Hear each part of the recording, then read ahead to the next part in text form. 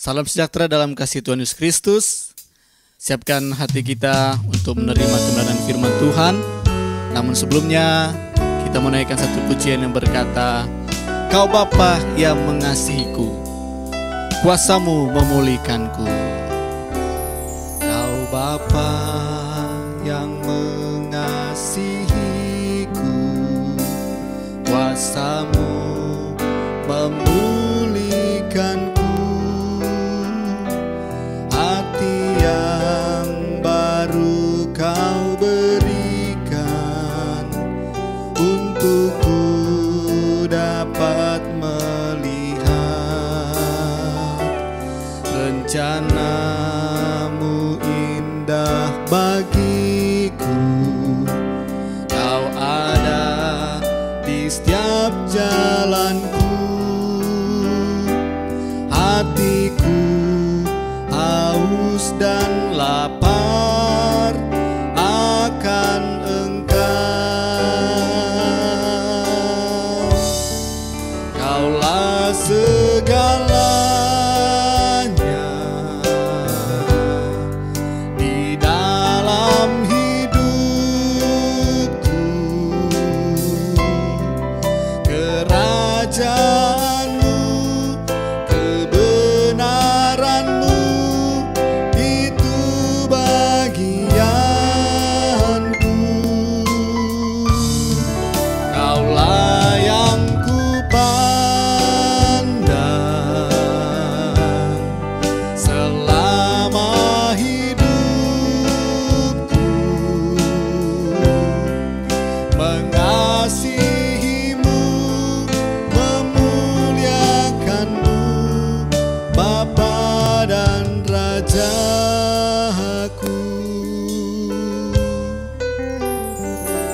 Kau Bapa yang mengasihiku, kuasamu memulihkanku. Hati yang baru Kau berikan, untukku dapat melihat rencanamu indah bagiku. Kau ada di setiap jalan.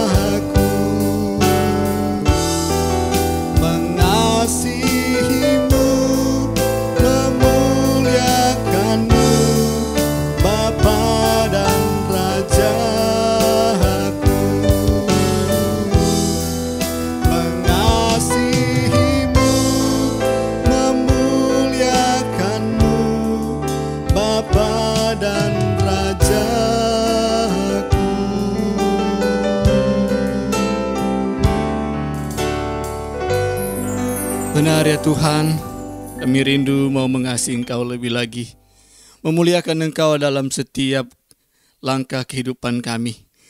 Untuk itu ya Tuhan, saat ini kami rindu mengetahui isi hati-Mu, mengenal Engkau lebih lagi ya Tuhan, melalui pembelajaran Alkitab pada saat ini. Tuhan tolong Engkau penuhi kami dengan firman-Mu. Untuk itu hamba-Mu yang telah Engkau siapkan pada saat ini untuk menyampaikan kebenaran firman-Mu. Biarlah kiranya Engkau pakai dengan kuat kuasa-Mu, hikmat-Mu, urapan-Mu, menyertai hamba-Mu, pemberitaan firman Tuhan.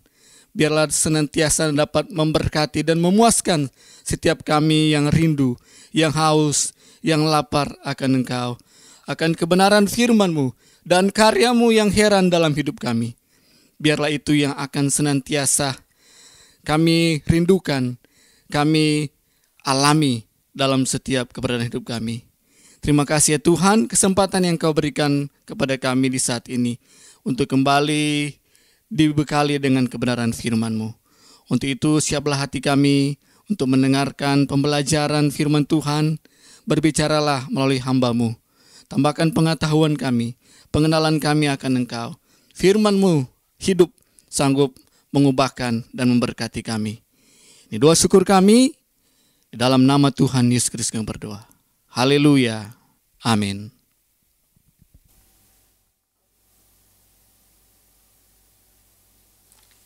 Haleluya, puji Tuhan. Hari ini kita kembali bertemu di dalam program pendalaman Alkitab online, di mana Bapak Ibu Saudara pencinta Alkitab, kembali kita akan sama-sama belajar kebenaran firman Allah yang menuntun kehidupan kita untuk memahami Dia lewat kebenaran-kebenaran firman-Nya yang dipercayakan kepada umat pilihan-Nya dan juga dipercayakan kepada Bapak Ibu Saudara dan juga saya. Kita akan kembali melihat pembelajaran kita masih di poin yang pertama yang menyatakan keyakinan kita bahwa kami percaya Alkitab adalah firman Allah yang diilhamkan oleh Roh Kudus, terdiri dari 66 buku, yaitu mulai dari kitab Kejadian sampai dengan kitab Wahyu. Kalau kemudian Bapak Ibu Saudara mengingat pembelajaran kita di waktu yang lalu, maka kita akan melihat bahwa pembelajaran kita sampai saat ini berada pada tema sentral Perjanjian Baru. Untuk kita memahami tema-tema sentral yang ada di dalam Perjanjian Baru, maka kita juga tetap harus melihat tema-tema sentral di Perjanjian Lama, karena itu akan menjadi landasan untuk kita memahami apa yang kemudian juga dituliskan di dalam Perjanjian Baru. Hari ini kita memasuki pembelajaran dalam tema sentral Perjanjian Baru di poin yang ketiga, yaitu kerajaan Allah. Kalau kita berbicara tentang kerajaan Allah, Bapak Ibu Saudara, maka kita perlu melihat apa yang dituliskan di dalam Perjanjian Lama.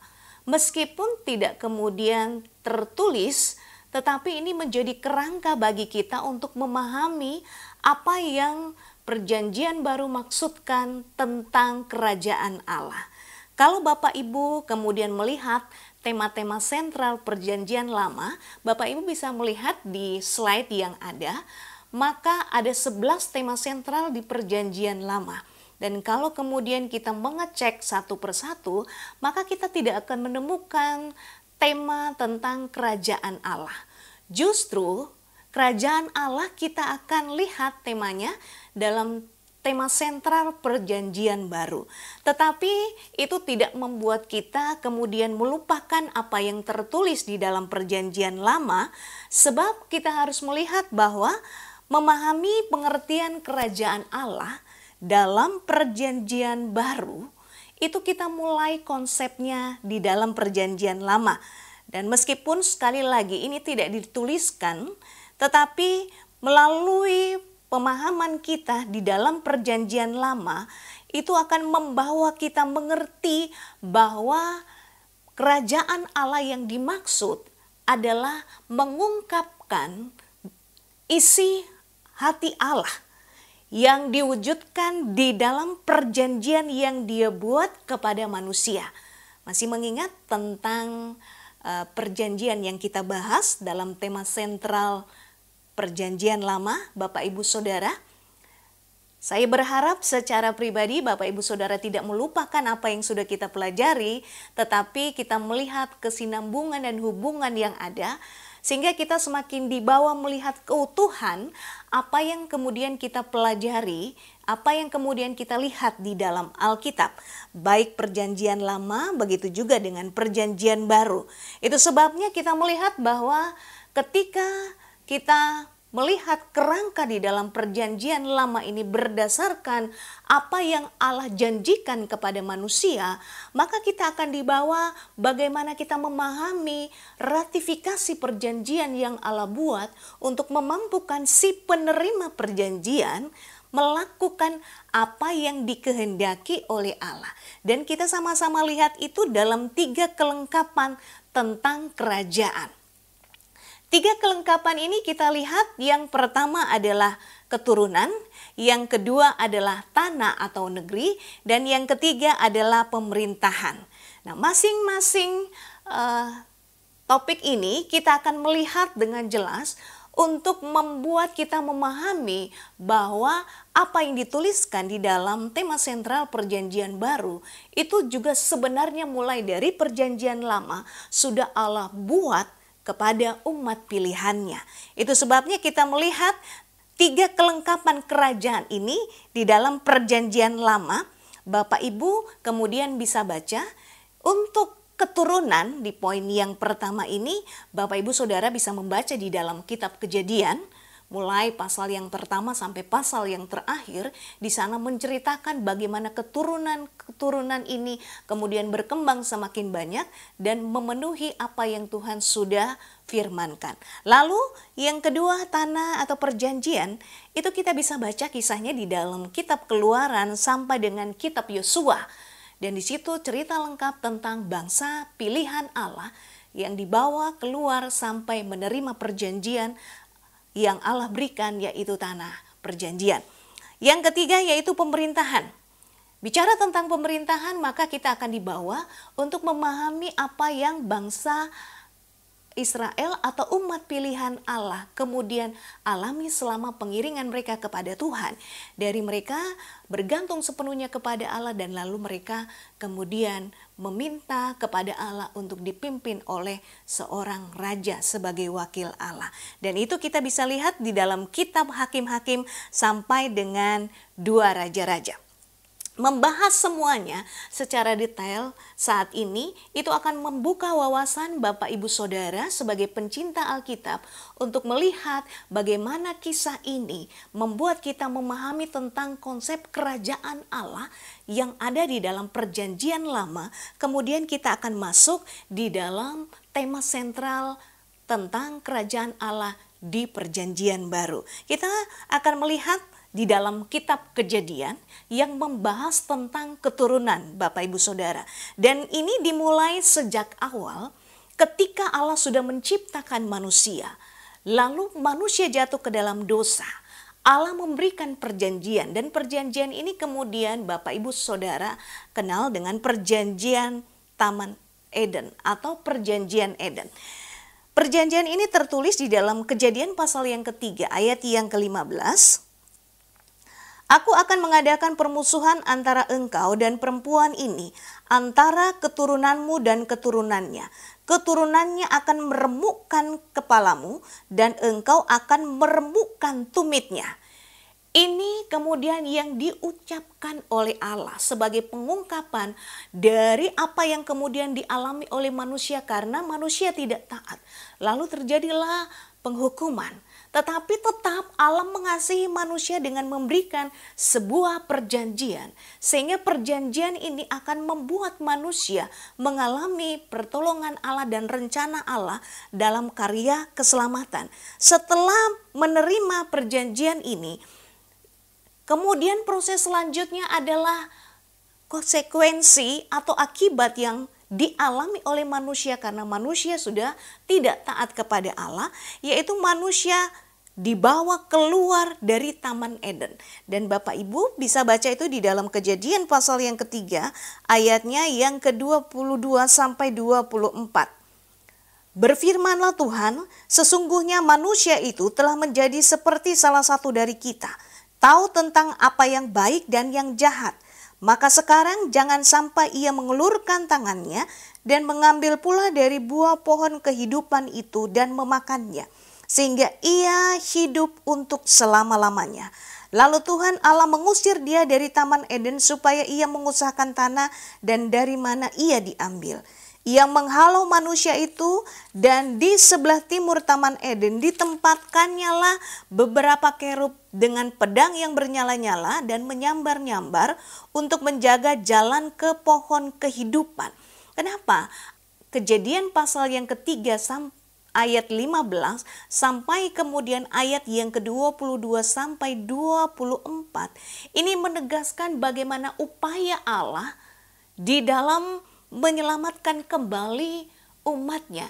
Dan di sini Allah berusaha berbicara nubuat yang ia sampaikan tentang keturunan-keturunan yang selanjutnya. Itu sebabnya Kejadian pasal yang ketiga ayat yang ke-15 ini bicara tentang janji keturunan.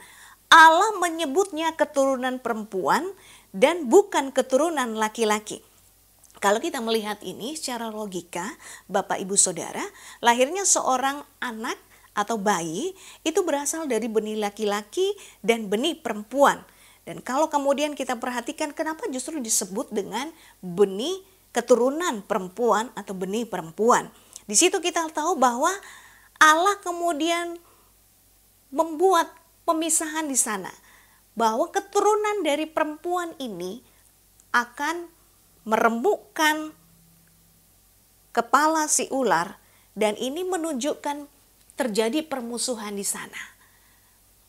Bahwa apa yang Allah kerjakan itu membuat kita memahami bahwa keturunan yang Allah maksudkan adalah keturunan yang berasal dari si perempuan, bukan dari pria atau benih pria. Dan itu bicara bahwa apa yang dilahirkan itu berasal dari Allah. Dan kalau kemudian kita melihat lebih jauh, yang dimaksudkan adalah ketika seorang perawan melahirkan seorang anak laki-laki. Dan ini bicara bagaimana perjanjian ini dibuat. Allah bekerja dari waktu ke waktu. Sejak manusia jatuh ke dalam dosa sampai penggenapan perjanjian ini, itu memakan waktu, rentang waktu yang cukup panjang. Tetapi di sini kita melihat Allah menyediakan waktu ini agar manusia, khususnya keturunan perempuan tadi, dapat melahirkan keturunannya sekaligus tempat bagi keturunan tersebut untuk melangsungkan hidup. Mulai dari ketika Adam dan Hawa jatuh ke dalam dosa sampai kemudian waktu ketika Maria melahirkan seorang bayi. Dan kita melihat bagaimana pesatnya pertumbuhan keturunan tersebut. Dan kita melihat bagaimana Allah bekerja bukan hanya menambahkan jumlah mereka, tapi juga kemudian menyediakan tempat bagi mereka. Dari sinilah kita melihat bahwa janji Allah itu diberikan dari waktu ke waktu mengembalikan manusia yang dari awal dalam kekudusan dan kemuliaan Allah. Tetapi ketika jatuh ke dalam dosa, maka ini diupayakan oleh Allah untuk mengembalikan mereka kepada ciptaannya yang semula. Dan itu bicara kondisi awal manusia sebelum manusia jatuh ke dalam dosa. Disinilah pemulihan itu Allah kerjakan. Dan ini mengkonfirmasi perjanjian-perjanjian yang sudah Allah buat. Mulai dari Abraham, masih ingat perjanjian Abraham Bapak Ibu Saudara? Kita baca di dalam Kejadian pasal yang ke-17, ayatnya yang kedua sampai ayat yang ke-8. Saya akan baca tidak semua ayat ini, tetapi saya akan hanya membaca dari ayat yang ke-4 sampai ayat yang ke-7. Dari pihakku inilah perjanjianku dengan engkau. Engkau akan menjadi bapa sejumlah besar bangsa. Karena itu namamu bukan lagi Abram, melainkan Abraham. Karena engkau telah kutetapkan menjadi bapa sejumlah besar bangsa. Aku akan membuat engkau beranak cucu sangat banyak, engkau akan kubuat menjadi bangsa-bangsa, dan daripadamu akan berasal raja-raja. Aku akan mengadakan perjanjian antara aku dan engkau, serta keturunanmu, turun-temurun, menjadi perjanjian yang kekal, supaya aku menjadi Allahmu dan Allah keturunanmu. Disinilah Allah kemudian menjanjikan keturunan yang banyak kepada Abraham, tetapi juga kemudian Allah memberikan mereka tempat. Dan kalau kemudian kita melihat kisahnya, ini digenapi di dalam Yosua pasal yang ke-13, ayat yang pertama sampai ayat yang ke-7. Nanti Bapak Ibu Saudara bisa baca, di sini mereka menerima tanah perjanjian sebagai warisan mereka untuk mereka tinggali dan mereka tempati. Disinilah kita mulai melihat sampai kemudian puncaknya itu berorientasi pada mesianik atau yang kita lebih kenal Yesus Kristus. Dan itu berada di dalam perjanjian baru. Itu sebabnya kita memahami bahwa disinilah Allah terus bekerja untuk membawa umatnya, melihat karyanya yang luar biasa, bagaimana Allah mengupayakan keturunan manusia untuk tetap bertambah, tetapi dengan upaya mereka dikembalikan pada kondisi awal sebelum jatuh ke dalam dosa. Lalu kita juga melihat, Bapak Ibu Saudara, di dalam kitab Kejadian ini kita dibawa untuk melihat progres janji-janji Allah melalui keturunan Abraham, yaitu Ishak dan Yakub. Dan tentu bicara lebih banyak kita fokus kepada Yakub. Dari seorang Yakub melahirkan 12 anak dan ini menjadi cikal bakal suku bangsa Israel.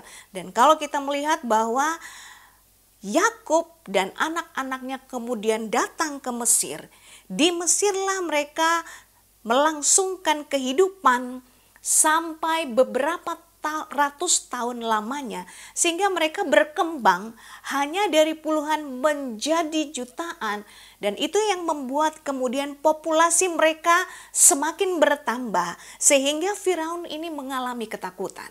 Itu sebabnya kita melihat Mesir kemudian dari tanah mereka melangsungkan hidup, tempat kemudian mereka hidup, bekerja, melakukan berbagai aktivitas. Kemudian ketika Firaun mengalami ketakutan, itu berubah menjadi tanah perbudakan, melahirkan penderitaan, melahirkan kesusahan. Lalu mereka bersuara kepada Allah, mereka berteriak kepada Allah dan Allah mendengar. Lalu Allah memberikan mereka kelepasan melalui karyanya. Dan kita kemudian dapat lihat itu. Untuk membahas kisah selanjutnya, kita akan melihat bahwa pembahasan kita tentang tanah atau negeri, itu kita akan lihat dalam kitab Kejadian sampai dengan kitab Yosua. Melanjutkan kisah mereka ketika mereka atau bangsa Israel ini hidup di dalam penderitaan. Mereka kemudian berteriak kepada Tuhan dan Tuhan memberikan mereka kelepasan melalui seorang penolong yang akan memimpin mereka, yaitu Musa. Disinilah kita dibawa bahwa penggenapan janji Allah itu digenapi dalam pemberian tanah perjanjian. Nah, kalau kemudian Bapak Ibu Saudara mengingat kisah ini, maka kita akan dibawa bahwa ketika Musa memimpin mereka keluar, itu mereka dalam jumlah yang cukup besar, Bapak Ibu Saudara, dan mereka menuju ke tanah perjanjian ini, itu menempuh perjalanan kurang lebih 40 tahun. Dan kalau kita melihat perjalanan mereka di dalam Bilangan pasal yang ke-33 ayat yang ke-5 sampai 49, di sana dicatatkan ada 42 tempat persinggahan mereka. Nanti Bapak Ibu bisa baca ayat-ayat ini kemudian menandai tempat-tempat persinggahan bangsa Israel sampai kemudian mereka tiba di Kanaan. Mulai yang pertama adalah dari Sukot sampai pemberhentian mereka, persinggahan mereka yang terakhir adalah Gilgal sebelum mereka masuk ke dalam tanah Kanaan atau tanah perjanjian. Dan kemudian kita melihat kisahnya bahwa dalam perjalanan mereka setelah dipimpin oleh Musa itu diteruskan oleh Yosua. Di Yosua lah bangsa Israel kemudian mendapati tanah perjanjian, dan setiap suku dari bangsa Israel ini mereka menerima tanah warisan yang dibagikan. Sebab disinilah tanah warisan itu diberikan menjadi tempat tinggal mereka untuk mereka menikmati hasil bumi dan berkembang. Dan kalau kemudian kita melihat di dalam Yosua pasal yang ke-13 ayat yang ke-6, di sana dengan tegas diceritakan bagaimana Allah memberikan mereka milik pusaka. Yosua pasal yang ke-13 ayat yang ke-6. Semua orang yang diam di pegunungan, mulai dari gunung Libanon sampai ke Misrefot Maim, semua orang Sidon, aku sendiri akan menghalau mereka dari depan orang Israel. Hanya undikanlah dahulu negeri ini di antara orang Israel menjadi milik pusaka mereka, seperti yang kuperintahkan kepadamu. Ini perintah Allah kepada Yosua. Diundi, sehingga ketika diundi, tanah itu menjadi milik pusaka. Milik pusaka artinya kepercayaan Tuhan atas tanah kepada mereka untuk mereka tempati tinggal, mereka tempatin hidup. Menjadi warisan turun-temurun yang akan diwariskan kepada keturunan-keturunan mereka selanjutnya. Sebab bangsa Israel memiliki sebuah kebanggaan ketika setiap suku ini memperoleh warisan atau milik pusaka. Sebab itu datangnya dari Tuhan dan mereka kemudian bisa wariskan kepada keturunan-keturunan selanjutnya. Disinilah kita melihat bahwa penggenapan janji Tuhan itu yang Tuhan sudah berikan kepada Abraham digenapi tentang tanah. Kalau kita kemudian melihat Bapak Ibu Saudara dari apa yang sudah kita bahas, dari 6 kitab pertama dalam perjanjian lama, Kejadian, Keluaran, Imamat, Bilangan, Ulangan sampai di Yosua, kita melihat ada 2 janji Allah yang kemudian sudah digenapi, yaitu keturunan tadi dalam kitab Kejadian, lalu negeri atau tanah dalam kitab Keluaran sampai dengan Yosua. Kita akan melihat di bagian selanjutnya yaitu pemerintahan. Bicara tentang pemerintahan Bapak Ibu Saudara, ini melanjutkan kisah bangsa Israel ketika mereka sudah ada di dalam tanah perjanjian. Mereka menerima warisan dari Tuhan. Dan setelah itu mereka menikmati hasil di tanah tersebut. Mereka kemudian meminta raja, yaitu sebuah pemerintahan. Dan kita kemudian dibawa untuk melihat progres janji Tuhan tentang apa? Tentang kekuasaan dan pengokohan dalam pemerintahan.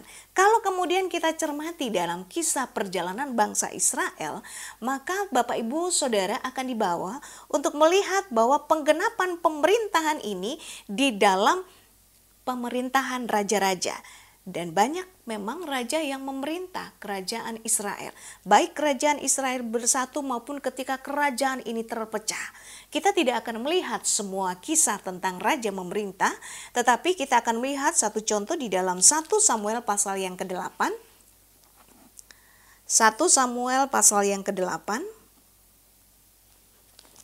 Ayatnya yang pertama sampai 14. Ayat-ayat ini cukup panjang Bapak Ibu Saudara, saya tidak akan membacakan semuanya. Tetapi saya berharap Bapak Ibu Saudara yang mengikuti pembelajaran ini bisa kemudian membaca ayat-ayat ini untuk kemudian bisa memahami apa yang kemudian kita bahas, bahwa di dalam 1 Samuel pasal yang ke-8 ayat yang pertama sampai ayat yang ke-14, di sana bangsa Israel meminta raja. Lalu kemudian Allah memberikan mereka raja, meskipun Allah merasa bahwa orang Israel kemudian menggantikan posisinya. Karena selama ini berjalan dalam pemerintahan teokrasi, artinya Allah langsung memerintah mereka melalui nabi-nabi yang ada. Tetapi bangsa Israel kemudian meminta pemerintahan sendiri, yaitu melalui raja atau yang kemudian diwakili oleh manusia, yang kita kenal dengan sebutan masa monarki. Di sini dikisahkan bahwa mereka meminta raja dan Allah kemudian memberikan itu. Meskipun saat itu Samuel menjadi nabi merasa sangat sedih, tetapi kemudian Allah mengabulkan permohonan bangsa Israel sebagai uji coba Allah untuk melihat bagaimana mereka kemudian memahami dan taat tetap kepada Allah ataukah tidak ketika Allah mempercayakan mereka sebuah pemerintahan yang diperintah dan dikepalai oleh manusia. Dan kalau kemudian kita perhatikan Bapak Ibu Saudara, dari kisah perjalanan bangsa Israel ini dalam sistem pemerintahan monarki, kita melihat bahwa ternyata pemerintahan raja-raja ini tidak berlangsung lama. Ini hanya sekitar 3/4 abad. Karena kalau kita mulai cek dalam sejarah, maka terlihat di sana kenapa kemudian ini mereka boleh alami sebagai umat Allah. Di sini Allah sendiri yang menghancurkan pemerintahan tersebut dengan kekuatan bangsa-bangsa kafir. Mulai dari Babel. Apa yang kemudian nabi-nabi ucapkan tentang pembuangan, gitu ya, sampai mereka masuk di dalam pembuangan. Lalu mereka kembali. Setelah mereka kembali pun itu tidak kembali semua dan tidak semua mengalami pemulihan meskipun ada kelompok yang sedikit. Tetapi di sini kita tetap melihat bahwa ternyata itu tidak memenuhi apa yang Tuhan kehendaki atas mereka. Sampai kemudian masa Romawi dalam kelahiran Yesus dan peristiwa ketika Yesus melayani. Kita melihat bahwa semuanya ini gagal. Nah, dari sini kemudian kita melihat bahwa apa yang Allah harapkan atas mereka dalam sistem pemerintahan ini kemudian tidak tercapai. Mereka gagal menaati Allah, sekalipun permintaan mereka dikabulkan oleh Allah, tetapi mereka tidak dapat taat sepenuhnya kepada Allah. Dari peristiwa itu, namun kemudian kita tetap melihat bahwa Allah di dalam kasih-Nya kepada umat pilihannya tetap bersuara kepada para nabi untuk tetap membangun harapan tentang apa? Keturunan baru, tanah yang baru dan pemerintahan yang baru. Itu kemudian kita lihat dalam kisah-kisah nabi-nabi yang Tuhan angkat untuk tetap bersuara kepada orang-orang Israel atau bangsa Israel untuk mengingatkan mereka akan hal ini. Dan ketiga hal itu bermuara dalam ungkapan kerajaan Allah yang diungkapkan dalam 4 Injil. Itu yang sama-sama kita akan lihat dan kita akan dalami saat ini, yaitu Matius, Markus, Lukas, dan Yohanes. Kalau kemudian kita pahami, Bapak Ibu Saudara, maka kita melihat bahwa apa yang perjanjian lama tuliskan tersebut, itu akan membantu kita kemudian memahami klaim Yesus atau ucapan Yesus tentang kerajaan Allah sudah dekat. Kita sama-sama lihat di dalam Matius pasal yang keempat ayat yang ke-17. Sejak waktu itulah Yesus memberitakan, bertobatlah sebab kerajaan sorga sudah dekat. Nah, dari pembacaan ini kita pendengar itu dibawa oleh ajaran Yesus untuk tidak meminta definisi kerajaan. Karena sebenarnya Yesus membawa kita pada pemahaman proklamasi datangnya masa baru dan mulia, di mana semua umat pilihan, semua bangsa yang ada di muka bumi ini, tidak terkecuali juga umat Israel atau bangsa Israel, itu dibawa untuk tunduk kepada Allah sebagai pencipta alam semesta. Artinya pencipta langit dan bumi yang kemudian dapat dikenal dan juga dapat dipercayai seperti ketika Abraham juga mempercayainya. Nah, ini periode yang baru, Bapak Ibu Saudara. Tetapi disinilah kemudian kita pahami dari perjanjian lama, kemudian kita masuk dalam konsep kerajaan Allah di perjanjian baru. Itu sebabnya kita akan melihat sentralitas ini, kerajaan Allah ini di dalam Injil. Kita lihat sama-sama Bapak Ibu Saudara bahwa kata kerajaan ini sudah tidak asing untuk Bapak Ibu ketika kemudian membaca perjanjian baru dan khususnya dalam kitab Injil, yaitu Matius, Markus, Lukas, dan Yohanes. Tetapi mari kita sama-sama melihat bahwa ketika kita memahami kata kerajaan, ini digunakan dalam ungkapan kerajaan Allah, itu berasal dari bahasa Yunani. Bapak Ibu bisa lihat di slide bahwa itu berasal dari kata basileia. Kata ini, Bapak Ibu Saudara, sebenarnya tidak hanya terbatas pada suatu pemerintahan seorang raja. Karena kadang-kadang kita berpikir ketika bicara tentang kerajaan, itu bicara tentang sebuah sistem yang diperintah oleh seorang raja. Tetapi kata ini sebenarnya membawa Bapak Ibu Saudara untuk melihat lebih jauh, itu bicara bukan hanya sebuah sistem pemerintahan, tetapi perbuatan atau aktivitas di dalam pemerintahan tersebut. Jadi bukan kemudian melihat sebuah bentuk fisik atau sistemnya, tetapi di sini kita melihat aktivitas yang terjadi di dalam pemerintahan tersebut. Dan ini dibawa di dalam konteks kerajaan Allah dalam perjanjian baru, di mana kita dibawa tentang pemerintahan Allah atas ciptaannya. Ciptaan apa yang kemudian Allah telah buat. Dan itu berarti adalah kehidupan orang yang percaya. Dalam kehidupan orang yang percaya terlihat apa? Kedaulatan dan kekuasaan Allah atas segala sesuatunya. Dan untuk memahami ini, maka kita akan melihat sama-sama di dalam Injil ini berkaitan dengan pengajaran-pengajaran Yesus. Ketika Injil bicara tentang kerajaan Allah, maka kita dibawa untuk memahami itu diambil dari khotbah Yesus. Dan saat ini kita akan melihat di dalam beberapa bagian, tentu tidak semuanya, mengingat waktu kita yang cukup singkat, tetapi biarlah beberapa bagian ini membawa Bapak Ibu Saudara sebagai pencinta Alkitab memahami tentang kerajaan Allah, khususnya dalam Injil.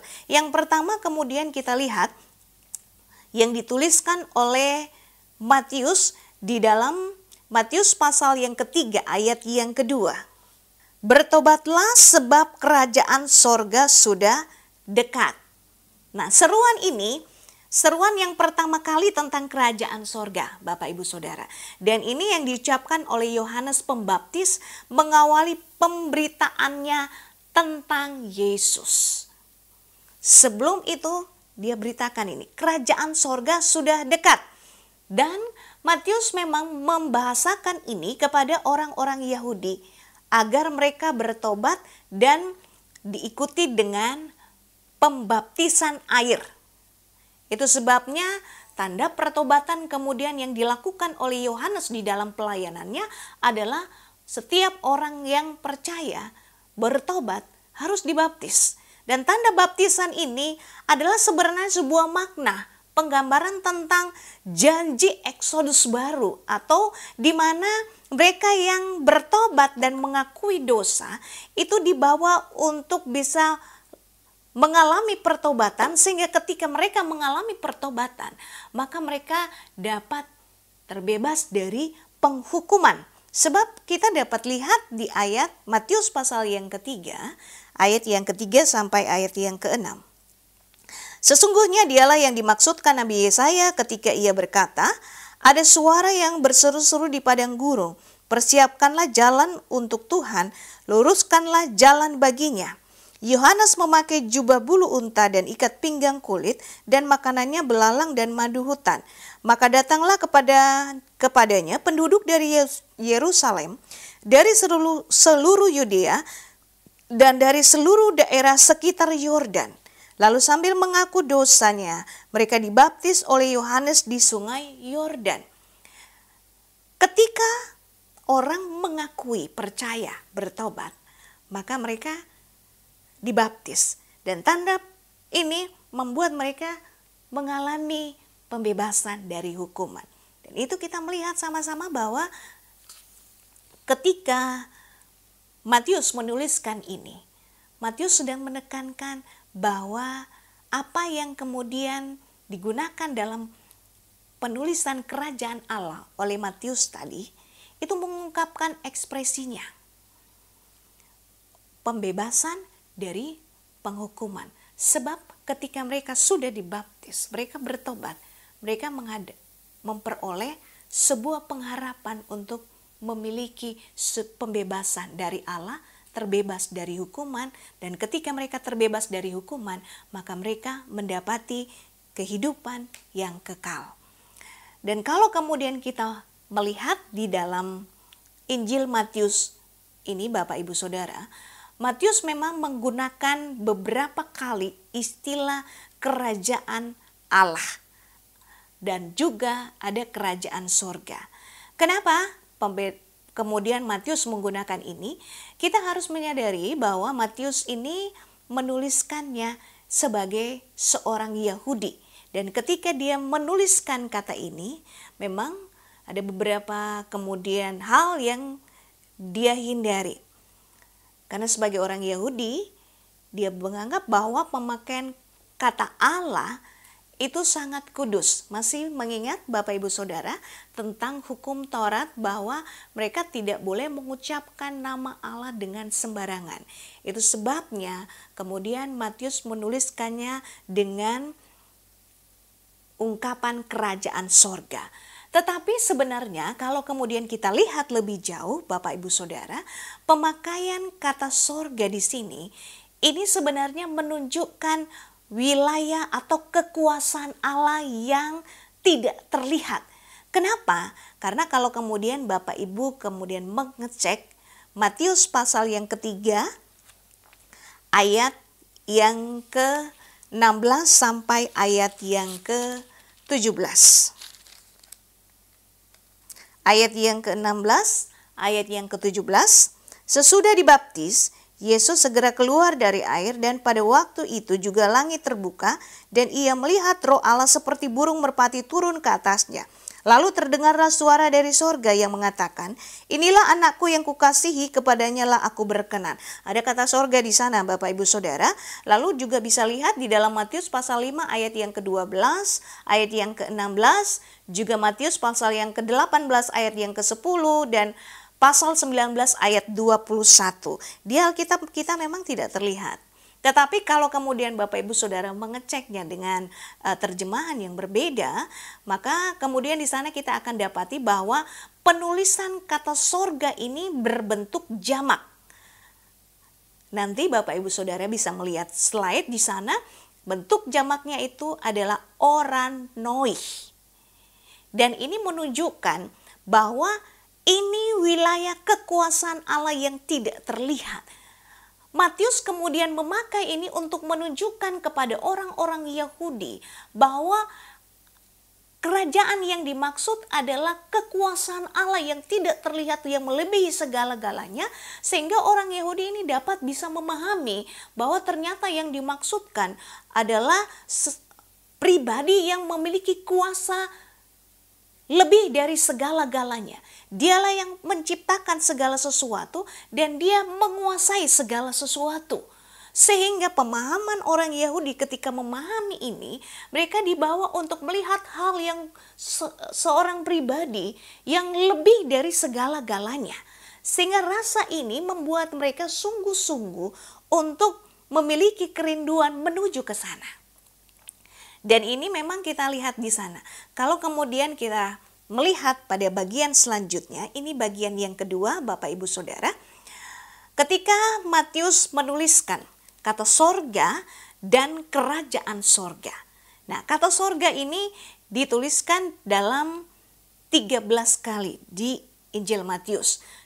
Dan kata kerajaan sorga itu sebanyak 32 kali. Terlihat perbedaannya di sana Bapak Ibu Saudara. Kenapa kemudian Matius menggunakan ini? Kenapa tidak dengan jumlah yang sama tetapi kerajaan sorga lebih banyak? Kerajaan sorga, kata sorga, ini bicara tentang tahta atau tempat kekuasaan. Itu sebabnya ketika Matius bicara tentang sorga, dia berbicara tentang Bapa yang ada di sorga. Lalu ketika Matius menuliskan tentang kerajaan sorga, ini juga tetap dalam bentuk yang jamak. Ini berarti bahwa Bapa yang di sorga itu yang letaknya jauh dalam sebuah tempat kekuasaannya, walaupun terpisah dengan manusia, itu dia tetap memiliki kedaulatan dan kekuasaan atas seluruh apa yang diciptakan di alam semesta ini. Dan dengan demikian, kalau kemudian kita pahami kerajaan sorga ini bicara berfokus pada kerajaan yang tidak bersifat duniawi dan ada di dalam Yesus. Seperti kemudian yang dinubuatkan oleh Nabi Daniel dalam pasal yang ke-7. Daniel pasal yang ke-7 saya tidak akan baca, tetapi Bapak Ibu bisa baca di rumah masing-masing untuk bisa memahaminya. Dari sini kita akan melihat Daniel pasal ke-7 ini membicarakan tentang bagaimana membuka jalan bagi kerajaan yang datangnya dari atas dan dengan kedatangan Yesus Kristus. Kita akan melangkah pada bagian yang ketiga di poin ini, bahwa konsep ketika Matius menuliskan tentang kerajaan Allah sudah dekat, Yesus sedang memberitakan itu di dalam Matius pasal 4 ayat yang ke-17. Perkataan ini adalah perkataan Yesus setelah terlebih dahulu Yohanes kemudian membahasakan ini. Dan setelah ia ditangkap, maka Yesus melanjutkannya dan memberitakan hal yang sama. Perkataannya, ayat yang ke-17, sejak waktu itulah Yesus memberitakan, bertobatlah sebab kerajaan sorga sudah dekat. Sejak pelayanan Yesus di provinsi Galilea, disinilah kabar itu diberitakan supaya orang-orang menyiapkan dirinya bertobat untuk sungguh-sungguh hidup bagi Allah. Dan kemudian kita melihat bahwa apa yang Yesus beritakan sebelumnya sudah disuarakan oleh Yesaya. Yesaya pasal 40 ayat yang ke-9 dan juga Yesaya pasal yang ke-52 ayat yang ke-7 itu membicarakan tentang langit yang baru dan bumi yang baru. Apa yang kemudian dicatatkan ini juga kemudian kita lihat ada di dalam kitab Wahyu. Dan ini menunjukkan pengharapan di masa depan, Bapak Ibu Saudara. Ketika Yesaya menuliskan ini, itu Yesaya sedang membangkitkan pengharapan orang-orang buangan yang kembali dari Babel. Dan mereka diharapkan bisa membangun kembali Yerusalem. Dari Babel di abad 5 sebelum Masehi sampai kemudian kita melihat mencapai puncaknya ciptaan baru. Itu di dalam Yesaya pasal 65 ayat yang ke-17 dan Yesaya 66 ayat yang ke-22. Yesus memberikan pengharapan untuk masuk pada masa depan, sama juga sebelumnya apa yang dinubuatkan oleh Yesaya. Sehingga pengharapan itu bangkit atas mereka, termasuk bangsa pilihan, juga kemudian disuarakan bagi orang-orang percaya di perjanjian baru. Sehingga mereka boleh hidup memiliki pengharapan yang jauh ke depan, yaitu ciptaan baru. Langit yang baru, bumi yang baru, seperti yang kemudian Yohanes suarakan dalam kitab Wahyu, membangkitkan sebuah pengharapan untuk sungguh-sungguh hidup di dalam pertobatan dan mengalami pembebasan penghukuman.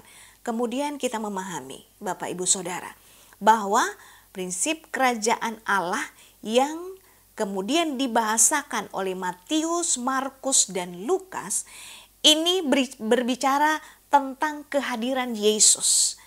Yesus bukan hanya mengajarkan tentang kerajaan itu, tapi di sini kita juga melihat bagaimana Yesus mendemonstrasikan kehadiran kerajaan itu melalui pelayanannya. Dalam Injil Matius, Markus, Lukas, kita melihat bagaimana itu terwujud di dalam pelayanan Yesus. Dan kemudian lebih jauh kerajaan Allah ini datang dan memasuki dimensi waktu sekarang ini.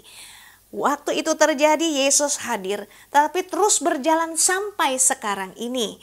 Dan kita akan melihat bahwa itu terus bekerja sampai saat ini dan akan mengalami kesempurnaan dalam hidup orang-orang yang percaya, yang akan mengalami kepenuhan berkat kerajaan itu di masa depan. Dan ini bicara tentang eskatologi, akhir zaman. Itu sebabnya pengharapan ini jauh diwartakan, disuarakan untuk mereka bisa melihat pengharapan yang luar biasa. Kita masuk pada bagian yang keempat. Kalau di dalam 3 kitab sebelumnya kerajaan Allah disuarakan, Yohanes juga kemudian membahasakannya. Kerajaan Allah ini di dalam 2 ayat. Kita lihat di dalam Yohanes pasal yang ketiga, ayat yang ketiga dan ayat yang kelima. Saya akan bacakan. Yesus menjawab katanya, "Aku berkata kepadamu, sesungguhnya jika seorang tidak dilahirkan kembali, ia tidak dapat melihat kerajaan Allah." Ayat yang kelima, jawab Yesus, "Aku berkata kepadamu, sesungguhnya jika seorang tidak dilahirkan dari air dan roh, ia tidak dapat masuk ke dalam kerajaan Allah." Kalau kemudian kita melihat, ini adalah pernyataan Yesus yang mengejutkan ketika Nikodemus bertanya kepada Yesus tentang syarat untuk masuk ke dalam kerajaan Allah. Kita tahu bersama bahwa Nikodemus ini adalah seorang Yahudi yang berpikir bahwa ketika ia ingin masuk dalam kerajaan Allah, dia melihat bahwa latar belakangnya dia adalah bangsa Yahudi, dia sudah bersunat. Dan kalau kita lebih memahami, Nikodemus ini bukan orang yang sembarangan. Dia adalah pakar agama, seorang Farisi. Namun kemudian kita lihat dari percakapan Yesus dan Nikodemus, Yesus kemudian menjawab, ia harus dilahirkan kembali. Kelahiran kembali, Bapak Ibu Saudara, kita pahami bahwa ini bukanlah pekerjaan manusia, tetapi pekerjaan Allah melalui firman dan karya Roh Kudus dalam hidup orang yang percaya. Ketika orang yang percaya mengalami perubahan, menanggalkan manusia yang lama, lalu kemudian hidup dalam manusia yang baru.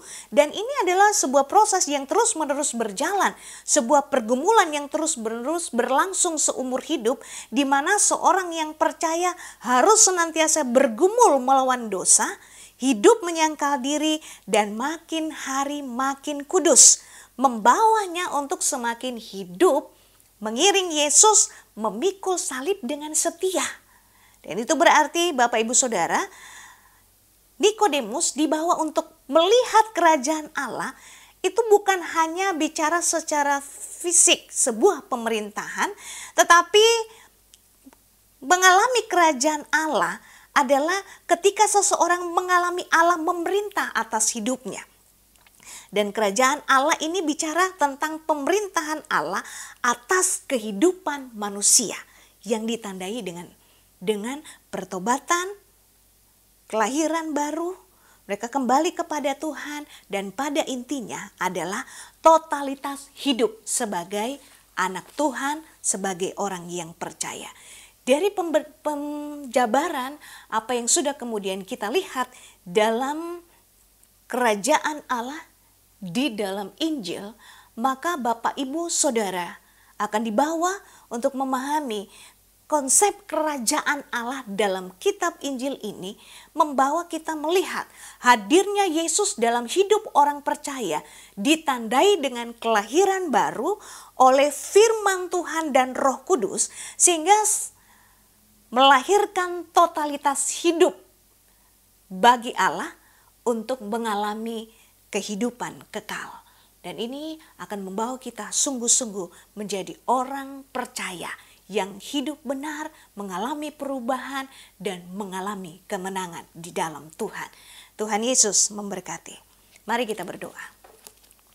Kami bersyukur Engkau Allah yang begitu mengasihi kami. Bahkan ketika kami berdosa, Engkau pun tetap hadir melakukan karya-Mu, dan Engkau tidak pernah berhenti. Karena itu Tuhan, melalui pembelajaran kami malam hari ini, membuat kami menyadari kasih-Mu yang luar biasa, cinta-Mu yang penuh dengan pengorbanan bagi kami, akan membawa kami untuk hidup sungguh-sungguh, menghadirkan kerajaan-Mu dalam hidup kami, sehingga Engkau hadir bertahta atas hidup kami. Kami boleh mengalami kelahiran baru, hidup dalam pertobatan yang sesungguhnya. Kami hidup terus dalam kesucian kekudusan-Mu, meskipun setiap hari kami harus mengalami pergumulan melawan dosa, maka Tuhan menolong kami. Biarlah firman dan Roh Kudus-Mu memberikan kami kekuatan, memberikan kami kemampuan untuk benar-benar hidup bagi Tuhan. Totalitas hidup kami bagi Engkau, sehingga Engkau dapati kami setia sampai akhir hidup kami. Kami boleh menjadi berkat dan kami mewarisi apa yang Engkau sudah janjikan kepada bangsa Israel tentang keturunan, tanah, dan pemerintahan, maka itu pun kami akan alami di dalam kehidupan kami. Kami menjadi keturunan ilahi-Mu. Kami memiliki tanah sebagai tempat kehidupan kami, yaitu kerajaan sorga. Kami dapat hidup di dalam pemerintahan ilahi-Mu. Karena itu teruslah bekerja di dalam kami, sehingga kami boleh nikmati itu sebagai janji-Mu dalam hidup kami. Dan kami hidup senantiasa di dalam kebenaran-Mu. Terima kasih Tuhan. Kami mengucap syukur atas semua yang Tuhan buat. Dan kami menyerahkan seluruh hidup kami. Kami mau hidup total bagi Engkau dan menjalani semuanya untuk hormat kemuliaan nama Tuhan. Di dalam nama Tuhan Yesus Kristus kami berdoa, kami bersyukur. Haleluya. Amin.